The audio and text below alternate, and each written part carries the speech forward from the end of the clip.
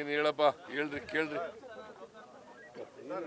Sir ಇದು backward classes commission ನೀವು ಹೇಳಿದಿರಿ ಈ ರಿಸರ್ವೇಶನ್ ಜಾಸ್ತಿ ಮಾಡಬೇಕು ಅಂತ ಅಂದ್ಬಿಟ್ಟು. ಬಟ್ ಸಿದ್ದರಾಮಯ್ಯ ಇದು ನರೇಂದ್ರ ಮೋದಿಯವರು ರೋಹಿಣಿ ಕಮಿಷನ್ ರಿಪೋರ್ಟ್ ಕೊಟ್ಟು 2 ವರ್ಷ ಆಯ್ತು, ರೆಕಮೆಂಡೇಶನ್ಸ್ ಕೊಟ್ಟು ಇನ್ನೂ ತೆಗೆದು ನೋಡಿಲ್ಲ. ವಕ್ಫ್ ಬಿಲ್ ತೋರಿಸಿದಷ್ಟು ಪೊಲಿಟಿಕಲ್ ವಿಲ್ ನಿಮ್ಮ ಇದಕ್ಕೆ ತೋರಿಸ್ತಾರ, ರಿಸರ್ವೇಶನ್ ಜಾಸ್ತಿ ಮಾಡೋದು ತೋರಿಸ್ತಾರ? ಈಗ ನೋಡಿ, ಅವ್ರಿಗೆ ಭಾರತೀಯ ಜನತಾ ಪಕ್ಷದವ್ರಿಗೆ, RSSನವ್ರಿಗೆ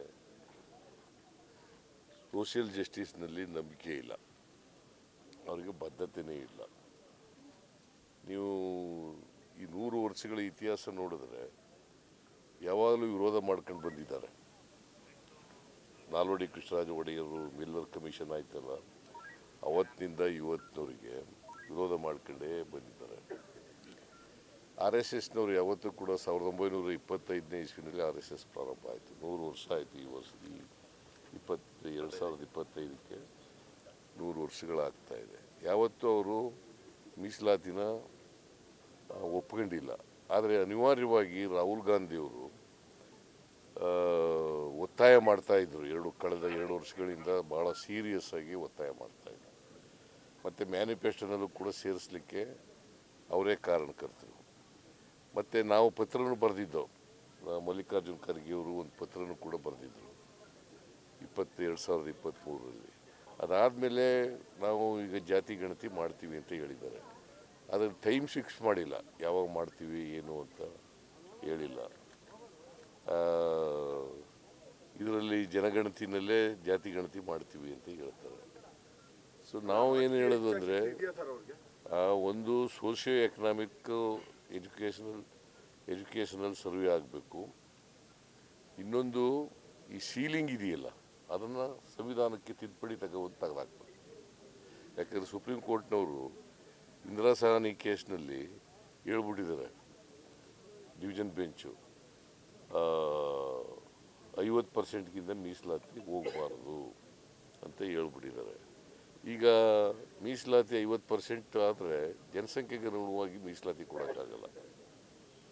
ಅದರಿಂದ ಸಾಮಾಜಿಕವಾಗಿ, ಆರ್ಥಿಕವಾಗಿ, ಶೈಕ್ಷಣಿಕವಾಗಿ ಹಿಂದುಳಿದಿರ್ತಕ್ಕಂಥವ್ರು ಅವ್ರಿಗೆಲ್ರಿಗೂ ಕೂಡ ಮೀಸಲಾತಿ ಕೊಡಬೇಕಾಗಿರ್ತಕ್ಕಂಥದ್ದು ಅತ್ಯಂತ ಅನಿವಾರ್ಯ, ಅಗತ್ಯ. ಯಾಕಂತಂದರೆ ಸಮಾಜ ನಿರ್ಮಾಣ ಮಾಡಬೇಕಾದ್ರೆ ಎಲ್ಲರೂ ಆರ್ಥಿಕವಾಗಿ, ಸಾಮಾಜಿಕವಾಗಿ ಸಬಲರಾದಾಗ ಮಾತ್ರ ಸಮಾಜ ನಿರ್ಮಾಣ ಮಾಡಲಿಕ್ಕೆ ಸಾಧ್ಯ, ಜಾತಿ ಹೋಗಲಿಕ್ಕೆ ಸಾಧ್ಯ ಆಗ್ತದೆ.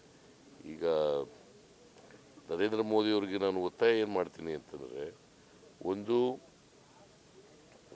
ರಾಹುಲ್ ಗಾಂಧಿಯವರು ಕೂಡ ಒತ್ತಾಯ ಮಾಡಿದ್ದಾರೆ, ಒಂದು ಸೀಲಿಂಗ್ ಇದೆಯಲ್ಲ 50%, ಅದನ್ನು ತೆಗಿಬೇಕು. ಎರಡನೇದು ಖಾಸಗಿ ಕ್ಷೇತ್ರದಲ್ಲೂ ಕೂಡ ಮೀಸಲಾತಿಯನ್ನು ತರಬೇಕು. ಇವೆರಡೂ ನಾನು ಒತ್ತಾಯ ಮಾಡ್ತೀನಿ. ಮತ್ತು ಸಮಯ ಯಾವಾಗ ಮಾಡ್ತೀವಿ, 3 ತಿಂಗಳು ಮಾಡ್ತಾರ, 4 ತಿಂಗಳಿಗೆ ಮಾಡ್ತಾರ ಅಂತ ಹೇಳ್ಬೇಕು.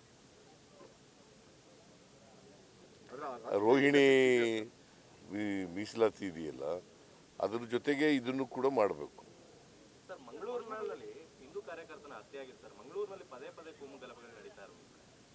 ಈಗ ಅಲ್ಲಿ ನಾನು ಇದು ಯಾಕೆ ನಡೆದಿದೆ ಅಂತ ಗೊತ್ತಿಲ್ಲ ನನಗೆ. ರೌಡಿ ಶೀಟರ್ ಆಗಿದ್ದ ಅಂತ ಹೇಳ್ತಾರೆ. ನಾನು ನೋಡಬೇಕು ಅದನ್ನು. ಇನ್ನೂ ಮರ್ಡರ್ ಆಗಿದೆ. ಪೊಲೀಸ್ನವ್ರಿಗೆ ನಿನ್ನೆ ಮಾತಾಡಿದಾಗ ಲಾ ಆ್ಯಂಡ್ ಆರ್ಡರು ADGP ಇದ್ದಾರಲ್ಲ, ಅವ್ರನ್ನ ಕಳಿಸಿದ್ದೀವಿ. ಕೂಡಲೇ ಅಲ್ಲಿ ಹೋಗಿ ನೋಡಪ್ಪ ಏನಾಗಿದೆ ಅಂತ ನೋಡಬೇಕು ಅಂತ. ಯಾಕೆ ಮರ್ಡರ್ ಆಗಿದೆ, ಏನು ಕಾರಣ, ಇವೆಲ್ಲ ಗೊತ್ತಿಲ್ಲ ನನಗೆ. ಯಾರು ಮಾಡಿದ್ದಾರೆ, ಅದಕ್ಕೆ ಕೂಡಲೇ ಅಕ್ಯೂಸ್ಡ್ ಯಾರ್ಯಾರು ಆಗಲಿ, ಮನುಷ್ಯನ ಪ್ರಾಣ ಭಾಳ ಮುಖ್ಯ. ಅದಕ್ಕೋಸ್ಕರ ಕೂಡಲೇ ಅಪರಾಧಿಗಳನ್ನು ಪತ್ತೆ ಹಚ್ಚತಕ್ಕಂಥ ಕೆಲಸ ಮಾಡಬೇಕು, ಅವ್ರನ್ನ ದಸ್ತಗಿರಿ ಮಾಡಬೇಕು, ಅವ್ರ ಮೇಲೆ ಕಾನೂನು ರೀತಿಯ ಕ್ರಮ ತಗೊಳ್ತಕ್ಕಂಥದ್ದು ಆಗಬೇಕು ಅಂತ ಹೇಳಿದ್ದೀನಿ.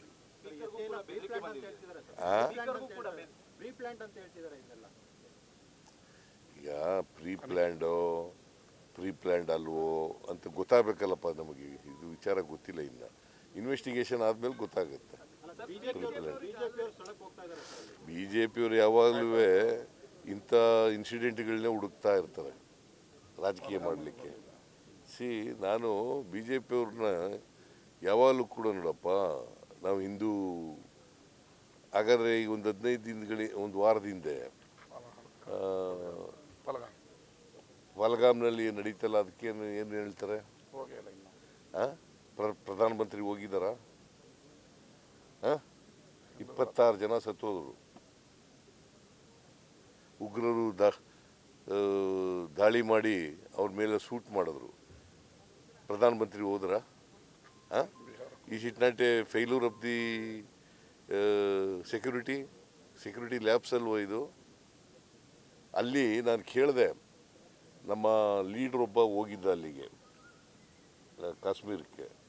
ಅವ್ನು ಕೇಳಿದಾಗ ಒಬ್ಬ ಪೊಲೀಸ್ನವನಿಲ್ಲ, ಒಬ್ಬ ಸೆಕ್ಯೂರಿಟಿಯವನಿಲ್ಲ, ಯಾರೂ ಇಲ್ಲ ಅಂತಂದರೆ ಏನರ್ಥ? ಭಾಳಷ್ಟು ಜನ, ನೂರಾರು ಜನ ಪ್ರವಾಸಿಗರು ಹೋಗ್ತಾರೆ. ಅಂಥ ಸ್ಥಳದಲ್ಲಿ ಪೊಲೀಸ್ನವ್ರು ಇರಬೇಕಾ ಬೇಡ? ಪೊಲೀಸ್ನವರೇ ಇರಲಿಲ್ಲ. ಈಗ ನನಗೂ ಬೆದರಿಕೆ ಕರೆಗಳು ಬರ್ತವೆ, ಏನು ಮಾಡೋಕ್ಕಾಗಲ್ಲಯ್ಯ. ಅದಕ್ಕೆ ಪೊಲೀಸ್ನವ್ರಿಗೆ ತಿಳಿಸಿದ್ದೀವಿ. ಯಾರು ಬೆದರಿಕೆ ಕರೆ ಮಾಡ್ತಾರೆ ಅವ್ರನ್ನ ಪತ್ತೆ ಹಚ್ಚಿ ಅವ್ರ ಮೇಲೆ ಕ್ರಮ ತಗೊಳ್ಳಿ ಅಂತ ಹೇಳಿದ್ವಿ. ಹೌದು, ನನಗೂ ಬಂದಿದೆ. ಸರ್, ಇನ್ನೊಂದು, ನಿಮ್ಮ ಸರ್ಕಾರ ಬಂದ್ಮೇಲೆ ಪ್ರತಿ ಸಾರಿನೂ ಲಿಕ್ಕರ್ ಪ್ರೈಸಸ್ ಜಾಸ್ತಿ ಆಗ್ತಾ ಇದೆ ಅಂತ ಪಾಪ ಎಲ್ಲರೂ ಬೇಜಾರು ಮಾಡ್ಕೊಂತ ಇದ್ದಾರೆ. 10% 8% ಯಾವ ಥರ ಅಂತ ಅಂದ್ಬಿಟ್ಟಿದ್ದಾರೆ. ಇಲ್ಲ ನೋಡಯ್ಯ,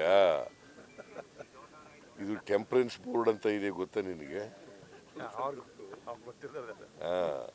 ಪೂರ್ಣ ನಿಲ್ಲಿಸಾಗಿಲ್ಲ, ಕಡಿಮೆ ಮಾಡಿ ಕುಡಿಯೋದನ್ನ ಅಂತ. ಕಡಿಮೆ ಮಾಡಲಿಕ್ಕೆ ಸ್ವಲ್ಪ ಬೆಲೆ ಜಾಸ್ತಿ ಇರಲಿ ಬಿಡು. ಚಾಮರಾಜನಗರದಲ್ಲಿ 3 ಗಂಟೆ ಒಳಗಡೆ ಡಿಸಿ ಆಫೀಸ್ ಬ್ಲಾಸ್ಟ್ ಮಾಡ್ತೀವಿ ಅಂತ ಅನಾಮಧೇಯ ಮೇಲ್ ಬಂದಿದೆ ಸರ್. ಯಾರು? ಚಾಮರಾಜನಗರ ಡಿಸಿ ಆಫೀಸ್ 3 ಗಂಟೆ ಒಳಗಡೆ ಬ್ಲಾಸ್ಟ್ ಮಾಡ್ತೀವಿ ಅಂತ ಒಂದು ಅನಾಮಧೇಯ ಮೇಲ್ ಬಂದಿದೆ ಸರ್. ಗೊತ್ತಿಲ್ಲ.